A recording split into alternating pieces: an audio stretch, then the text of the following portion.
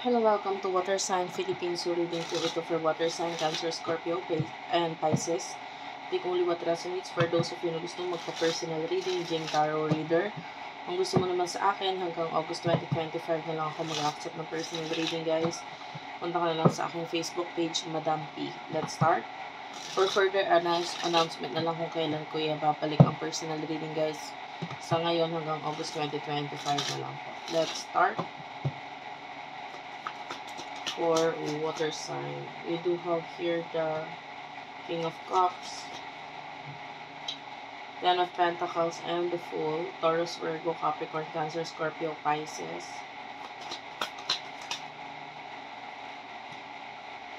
Three of Pentacles, the Hierophant, the High Priestess, and the Eight of Wands.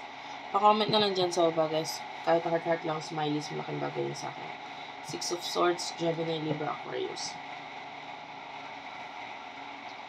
Okay. Yung main energy mo dito, I feel like you're this person na nagte-take ng risk regarding money ngayon. Pero with the King of Cups, nakikita natin, this is something na parang na-master mo na to eh. Parang gusto mo to, you love what you're doing, kung ano man itong new journey na ginagawa mo sa buhay mo ngayon.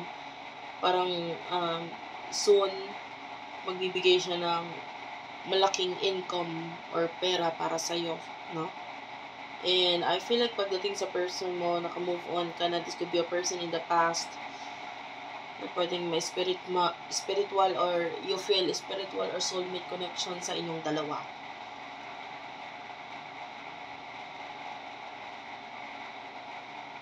I feel like the person that you're dealing with is may background siya or may family siya na parang naging magulo. Parang ganun, family background na naging magulo yung family niya. And the Three of Pentacles,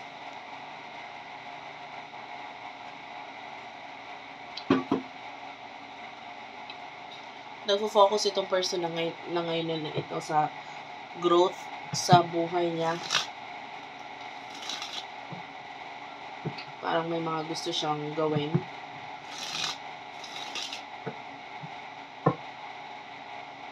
Na mas makakapagpag-grow pa lalo sa finances niya ngayon.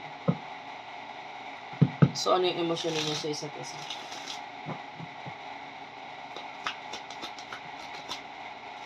You do over the Two of Cups and the Four of Pentacles.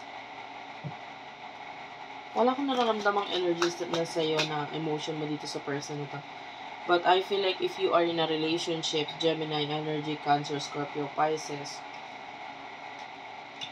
pwede ngayon, vina-value mo kung ano man yung relationship na meron sa'yo, sa buhay mo. Yung iba, kung wala kang karelasyon, this could be friends, people in your life, na parang pinahahalagahan mo ito. Basta, may mga bagay ka pang nakikita from your past or mga parang bagay na gusto mong gawin. Pero sa ngayon, kung ano yung mga meron ka, nakita natin yung pagpapahalaga mo dito. And yung person na kakonect mo is Ten of Cups. Could be dealing with someone na may family na involved, like pamilyado, ganun. The Five of Swords is here, so currently nasasaktan itong person ito, nagkakaroon ng pag-aaway sa kanila within the family. So, parang yung situation niya, lalo na nga kung siya ay galing sa sirang pamilya or magulong pamilya, parang mauulit yung sitwasyon ngayon eh. Nagiging magulo ulit yung, the Three of Cups is here. So, this could be experience niya sa past na bumabalik sa kanya ngayon. Which is, I feel like ayaw niya sana yun. Pero parang hindi niya mapigilan or hindi niya, kumbaga parang same situation ang nangyayari dito.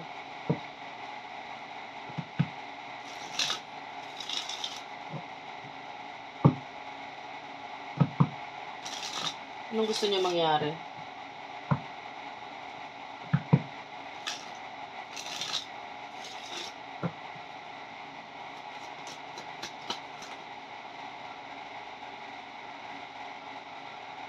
The Page of Wands, the Empress,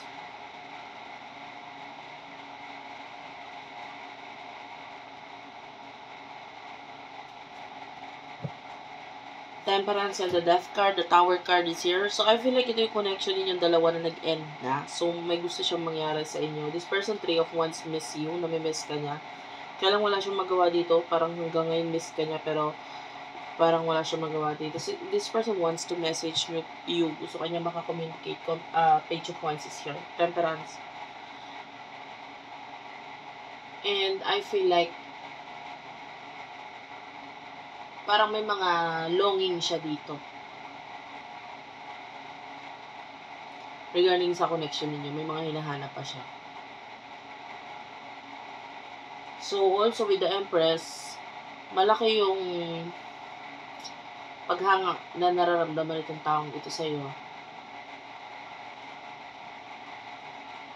I don't know, it feels like a woman energy. So, kung ikaw yung babae, so malaki paghanga niya sa iyo. Kung siya yung babae dito sa connection niyo, di malaki ang paghanga mo sa kanya. But, if this is an LGBTQIA+ relationship or connection, kung sino yung feminine, siya yung mas nakikita natin ng paghanga. Basta kung sino yung woman or female dito sa connection, siya yung nakikita natin ng may paghanga doon sa babae niya. Parang gano'n. Yung gusto kanyang i-message.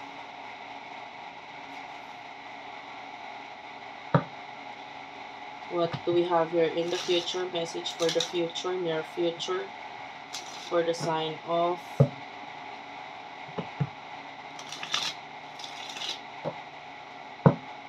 water sign.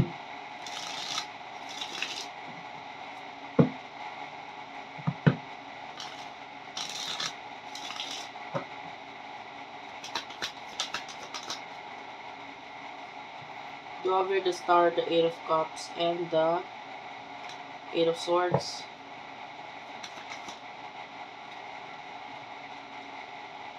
The World, the 5 of Pentacles, and the 9 of Pentacles. Taurus, Virgo, Capricorn. Major Arcana, the World and the Star. Queen of Pentacles, bottom of the deck.